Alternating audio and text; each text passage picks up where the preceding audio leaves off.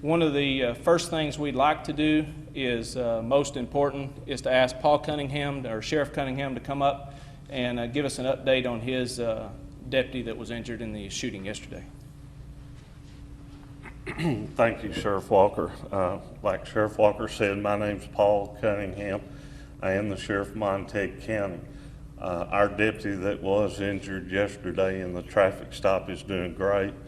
I talked to his mom and dad this morning. He was sitting up in bed and talking, so that's a great thing.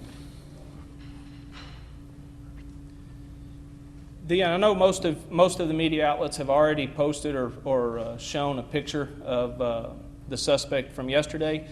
From our standpoint here at the Sheriff's Office here in Wise County, we will go ahead and release his name and officially say that Evan Spencer Ebel, last name spelling E-B-E-L, and I believe most of you already have that, 8/16 of 1984 is our confirmed suspect. There was some talk yesterday that he was on life support. He has been pronounced deceased, and that is our suspect. We will release through email shortly a photo. If you don't have that, you can request it from our office. I believe most of you probably already do have that.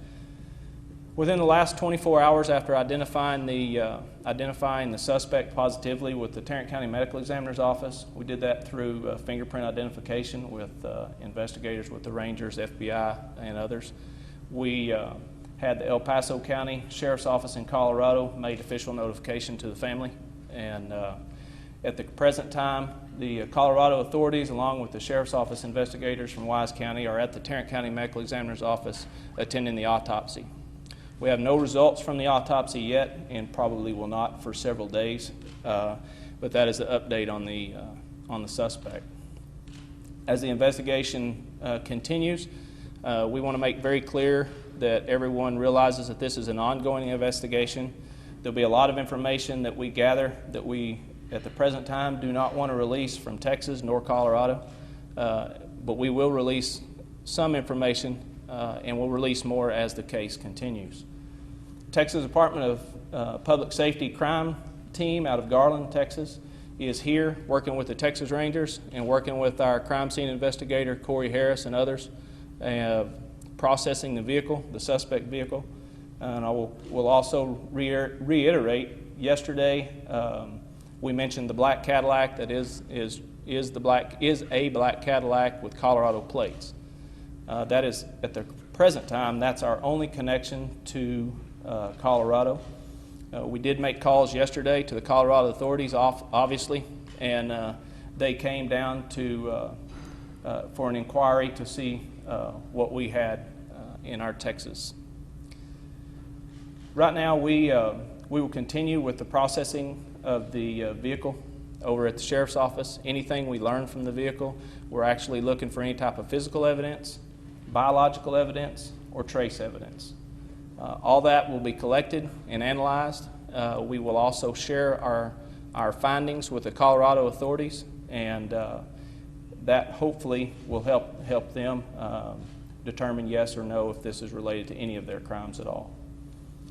We, as I said a second ago, the investigation is continuing. We are still asking for any of the public that saw anything, heard anything, witnessed the chase, to contact the Sheriff's Office here in Wise County so we can follow up with them as potential witnesses, and we will do that aggressively and work through the weekend to do any more investigation we need to do. At the present time, I'll call for Steve or John from El Paso County Sheriff's Office. Inspector John San Augustine with the El Paso County Sheriff's Office. Just want to begin first by expressing our thoughts and prayers to Deputy James Boyd. I think that's the number one in this investigation. Number two, I want to thank Sheriff Walker, along with the Texas Rangers and Texas DPS, for not only their hospitality, but allowing us from Colorado to come down here and shadow their efforts as they conduct their investigation. As the sheriff said, I want to make it very clear, that this is still an active and open investigation. Over the last 60-plus hours, our deputies and detectives have been working around the clock, following up on leads into the murder of our executive director, Tom Clements. We're here in Texas to do follow-up. That's why we're here. I'm not going to talk about any of the specifics of what evidentiary items have been found. And the reason for that is, number one, it's still ongoing. There's still a lot of testing that has to occur. And at which point there is some answers, I will refer all of those questions to our PIO, Lieutenant Jeff Kramer, who is back in Colorado Springs. At this point, I'll turn it over to the Assistant Director, Steve Johnson. Thank you. And I am Steve Johnson. I'm an Assistant Director with the Colorado Bureau of Investigation. First and foremost, I'd like to echo the sentiments for the thoughts and prayers for the speedy recovery of Deputy Boyd. We've only been in Wise County for a short period of time, and it's very obvious to us that this is a strong community with an outstanding sheriff's office. The Colorado Bureau of Investigation thanks the Wise County Sheriff's Office and everyone for their valued assistance in this investigation. But we understand the focus really needs to be on Deputy Boyd and Deputy Boyd's recovery for everything he did yesterday to stop this. The role of the Colorado Bureau of Investigation in this case has been to provide assistance to the El Paso County Sheriff's Office with our field agents and then with our forensic scientists. We are committed to doing everything that we can to assist in any way the El Paso County Sheriff's Office and provide them the assistance that they need.